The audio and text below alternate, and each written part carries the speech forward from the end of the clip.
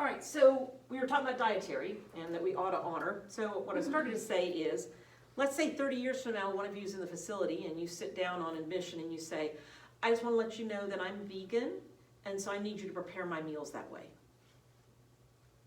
You think that's going to be a religious or cultural norm, or do you think it's going to be a preference? Preference. I don't know the answer, but I think we're going to struggle with that.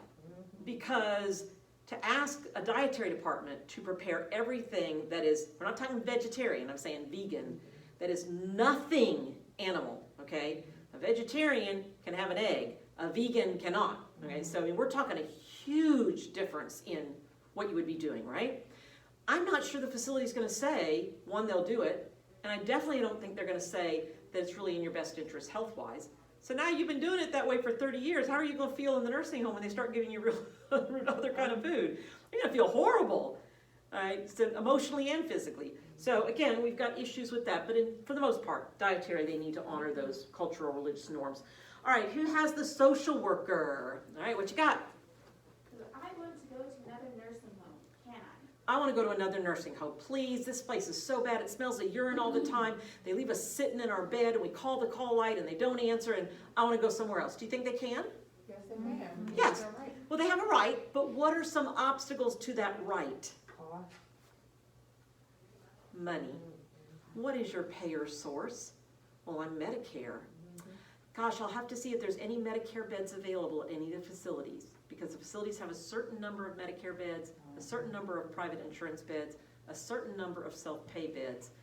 Now, if you say, oh, you know, I'm a multimillionaire. Oh, right, where would you like to go? Woodlands of Furman? Oh, it's beautiful up there near Furman University. I think they charge, I think it's $12,000 a month. Oh. So would you like me to transfer you there? So again, it's like, is it their right to move? It is. The cost is crazy, okay? Crazy costs. And so like it usually doesn't happen. Okay, then who has the mental health worker then? So the social worker says, I don't know if I can make you move, so what are you gonna say? Let me die. Let me die. Can you? Just let me die. This is no way. I didn't sign up for this. This is ridiculous. Like, nobody wants to live this way. And they're exactly right. None of you are ever going to put in your will, put me at the Cascades when I turn 80 so they can care for me until my end of life. No, nobody does that. They got put there when circumstances happen. So now they're saying, let me die. Can I? Can I let them die? No. Not really. There are 2 states in the United States, maybe 3 now, but 2 for sure, Washington State and Oregon, that has legalized euthanasia. So you may do assisted suicide, basically. You may help them with an IV and give them medicine to inject themselves for that. Not here. So the only thing we have to go on when they say, let me die, is one, of course, just say, let me just try to take care of you the best I can, and we're really wanting to make this as comfortable as possible given the circumstances. But hopefully they have an advance directive or a living will. And with that, they could have written down what they wanted. So my mom, before she passed, put down on hers, if I can no longer eat or swallow, do not put a feeding tube in. Well, when we didn't put a feeding tube in, she died. Somebody will put on their thing, if I stop breathing, don't put me on a ventilator or breathing machine. Well, okay, if I honor those wishes, then you're going to pass. So in that sense, you're letting them die, but only with that advance directive, living will, do not resuscitate type thing. Did you have a question? Something happened to me like that about 2 weeks ago. Uh-huh. I was with a resident, and she had a bad yeast infection under her breast. Mm-hmm. And I said, well, do you want to eat? And she said, no, I don't want to eat. And I said, well, let me take you a shower. And she said, okay, I'd like you to take me a shower. Because she won't let nobody else take her a shower. So I took her a shower. And she said, it's a man standing at my door. He had on our blood. I said, I don't see no man. I'm give her a shower. And she said, I'm giving her a shower. She said, my neck hurt. And I said, well, she's not giving no oxygen to her head. And that time I got that woman out the shower, I got her dressed and got her clean up. I said, well, I'm not going to roll your wheelchair in here. I'm going to let you get your walker. She took 1 step and she fell over and she died. Yeah, but if she has an advance directive, you're not even supposed to start CPR if she has something like that. I mean, so that's hard. I do CPR. Yeah. I mean, that's one of those things. That's a tough situation to be in. She fell right on top of me. Yeah. And I had my walkie-talkie. I had because it was hot. I was sweating because she was a heavy set lady. Yeah. And I had put my walker, I took my mask off and everything. I had left my walker right there, and she fell on top of me.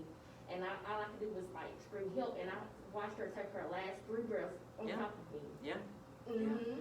So again, you have to know your client in the facility to know what their desire was, to know whether you're supposed to just let them pass naturally in that scenario, or whether there is something in the chart that says, oh no, I'm a full code. You get in here and you do CPR and you put a tube in my airway and so on and so forth. Before she passed, she was like, just let me sit in my chair and die. And I was like, Yeah. no, I don't want. I said, no, just let me get you in the shower. All right, family member. Who's got the family member? What you got? I want to have a birthday party in my dad's room, can I? All right, Dad's turning 100 and I would love to have a birthday party in his room. Can we? What do you think? Yes. That'd be nice. I mean, we sure don't want to eliminate people being of, not COVID, I know. Not now. But not now. But prior to COVID, what's some things we should consider if we're going to do that party in Dad's room? Privacy. Yeah, is there a roommate? Okay, there are still facilities that are not all private room facilities. That's where I worked. When I did my CNA lesson when I was in high school, I never took the test. I just did Yeah. the class. They had like 2 people. Yeah, they're But it was like semi-private. Parkland. Yeah, it's semi-private rooms. Magnolia is still semi-private.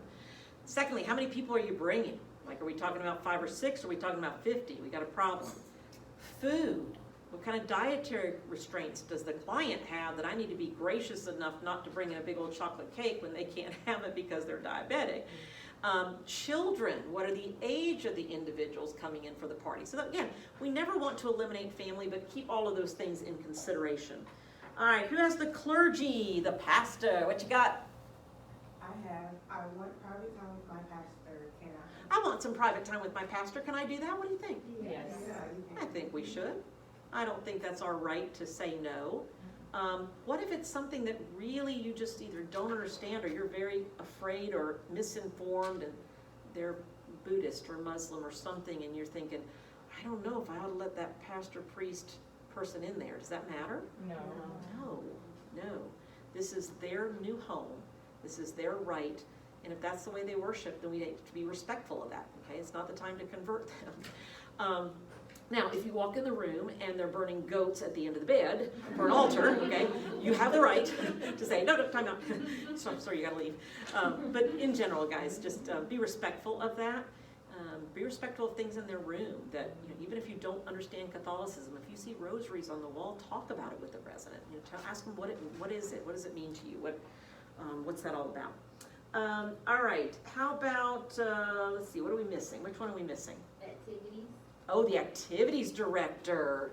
Is that the last one, just out of curiosity? I don't have any of those, right? Okay, perfect. That actually is perfect timing. All right, what's it say on the activity director? I want to come to activities, but I am in a wheelchair. Can I? All right, I want to come to activities, but I'm in a wheelchair. Can I? Yes. Okay, good. So who's going to take me? The CNA. The CNA, okay, because you spend the most time with the resident. So let's look at the life of a CNA, a shift in the life of a CNA. And we're going to say today you are working 7 a.m. to 3 p.m. We must give you your lunch break. And technically we're supposed to give you 2 15-minute breaks, so 30 minutes. So an hour and a half. So my 8-hour shift becomes 6.5 hours. So in theory, that's supposed to happen. Let's do 7 hours just to keep the math easy. So 60 minutes times 7 hours is 420 minutes. So your shift today is 420 minutes to do the care that you're going to do for your client. Now again, to keep the numbers easy, we're going to say you have 10 residents today. That is not unusual. That's pretty common, although the state law is 9 to 1 on day shift. Nobody follows it. So we're going to give you 10 residents. And so you arrive at 7 o'clock in the morning, and the night shift was so incredibly nice. They actually got 5 of your residents up. So you only have to get 5 of them up. So my first thing is to go in and get my 5 residents up. So this means get them up out of the bed, probably means change their brief at that point, get them in some clothing, and get them ready for the first event of the day, which is breakfast. So how many minutes are you going to take with each of these residents to get them ready? You need at least 15 to 20 minutes. Oh, I'm going to make you work faster than that. I'm going to make you hustle. All right. I'll make you do it in 10 minutes for each of them. Okay? All right, now it's time to go to breakfast. And thankfully, only 3 of your residents are feeders. Thankfully, everybody else can manage to do okay. So I need to sit down with 3 different residents to feed them breakfast. How many minutes am I gonna give them to eat? Love to give them a half hour. Wouldn't I love it? Yeah. I mean, I think we're gonna have to make them wolf it down. I mean, I hate it, but you know, time is fleeting. We're getting behind in our activities, right? So we do that. Now we can go ahead and do this again for lunch. And do that. Okay, so there's where we're at so far. All right, of your 10 residents, by regulatory guidelines, they must have a shower twice a week and have a modified bed bath on non-shower days. Okay? So thankfully, you're probably only going to have to do 2 showers, because again, you're only doing it twice a week. So how many minutes to get them down to the shower room? It's not in their bedroom. Shower chair, down there, shower, dressed, back to the room. At least get 20 minutes. Oh no, I'm making you go 15 minutes. I hate it. You gotta keep going, all right? Now, my other 8 are supposed to get a modified bed bath. Now, I'm telling you, this isn't happening, but this is what's supposed to happen. Modified bed bath is get a basin of water, at least wipe their face off for them in the morning, at least get those hot spots like under the armpits, under the breast of women, in the perineal area where you change their brief. So how many minutes to do a modified bed bath for each resident? Like 5 minutes is not all of that. I'm like, All right, I'll give you 8. okay. All right, 8 times 8 is what, 68? Okay. All right, next, 2 of your residents are bed confined. I'm at 64. Yeah, you're giving me the extra 4 minutes. It's 64. Thank you. No, I'm not getting it. Oh, you ain't getting that extra 4 minutes. Yeah. All right, 2 of your clients are bed confined, which means they must be turned and repositioned every 2 hours. And during that turn and reposition, you inspect the skin and make sure everything looks okay. How many minutes for each? You got about 15. Yeah, you have about 5. Yeah, you have about 5. Okay, so that's 10 minutes. But I must do it at 9, 11, 1, and 3 every 2 hours. Every 2 hours. So I got 40 minutes here. Seems like we're having an overtime day. Yeah, we got problems here. All right, the next thing, toileting. The guideline for toileting is that every 2 hours they must be offered toileting, brief changed if they've toileted in it, or just a brief check, okay? Now that's all 10 of your residents. So, again, some of them are gonna go really fast because you're gonna check the brief and it's dry. You know, you have about a minute. Some may go a little bit faster. Oh, it's wet, let me change it real quick, 3 or 4 minutes. Few of them still will say, I wanna go up to the potty for my bowel movements, and you gotta get them up in the wheelchair, to the bathroom, sit and have a BM, get them cleaned up, back to bed. So we're gonna have to kind of use an average. So what do you go with, 4 minutes maybe? On the average, knowing some are fast and some are slow, or 5 minutes? Let's do 5. Can You we need get 5? Okay, we'll do 5. Okay, now, I have to toilet them. 9, 11, 1, and 3. times 4?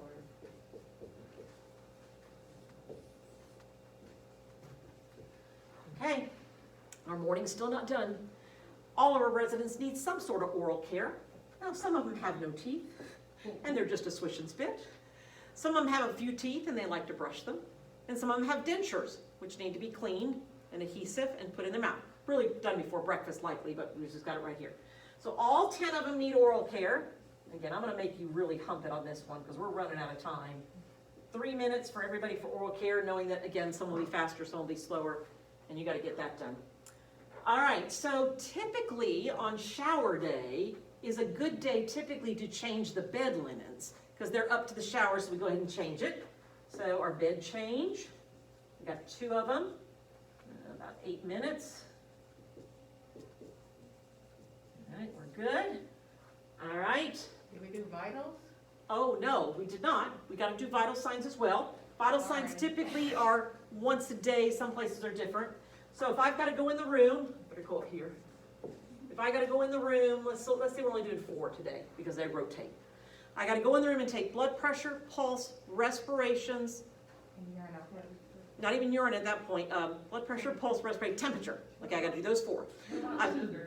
No, just those 4. So I gotta go in the room and I gotta do those 4. How much for each room to get those 4 vital signs? 2 minutes. Well, the only reason it has to be faster is because you have to count pulse for a minute and respiration for a minute. Now you gotta do blood pressure and temperature. 4 minutes. Okay, we'll do 4 minutes, okay? All right, so we're at 16 minutes. Okay, now, our patients who are bed confined are supposed to have range of motion exercises done when they're turned. So we can either go back to our turn and give it an extra 2 minutes, or we can just add it, but range of motion is preventing contractures. So I've got 2 people that need it. I'll need about 3 minutes for each of them. 6 minutes. All right, how we doing, guys? I think we went over. But Are you we gotta over? do- Are we over? Well, let's see. I don't know. I didn't- Okay, so 6 plus 16 is 22, and 50 is 72, and 90 is 162, and 30 is 192, and 64 is 256, and 40 is 296, and 200 is 496, and 30 is 526, and 16, 536, 542. If I did my math right, somebody can check behind me with their phone or calculator. Did I do it right or close? That's right. I'm pretty good at my math in my head. Smart girl. All right, what happened? Well, You can stay over, no overtime. We're not paying overtime. somebody's gonna go in there. Somebody's gonna get neglected. Oh, but wait a minute. Our activities lady, she's waiting to go get her glamour nose done. Did you take her? Oh, my Lord. We Oh, you totally gotta- forgot to go get her. Yeah. We did. And now I even have to stay and finish my charting. I've got to go into the computer, and even though it's pretty fast charting now with the computer, I got to tap how many wets, how many briefs, what do they eat, what do they drink, 25%, 8, 3, whatever. I got to put all that in the chart before I go. So there's no charting done. How much you like your job right now for $11.75 an hour? I hate it. Yeah, this is the problem with the CNA role, is how do we make this attractive? Like, you didn't take any time to have to kind of just brush her hair, or help her put her lipstick on, or, I mean, we really didn't have time to do anything but skill in motion. Like, there's nothing, it's like we're robotics. Like, here, let's get this, we gotta go, gotta eat faster, gotta get your shower, let's go, let's get your bed changed, let's go. And you didn't have enough time. So here's what happens, and this is where I'm very concerned about long-term care.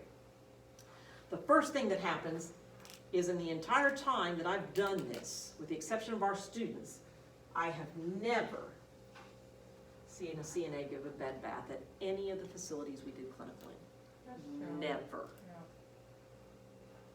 They figure when I'm changing their breath, I get their hoo-ha.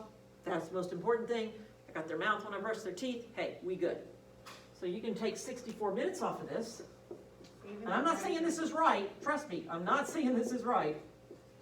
I'm at least a little bit closer. The range of motion too. Yep, I can get rid of that, but even easier than that, I can take the toileting situation and the turning situation, instead of doing it every 2 hours, I do it every 3. So I can cut out a few minutes, so this doesn't become 9, 11, 1, and 3.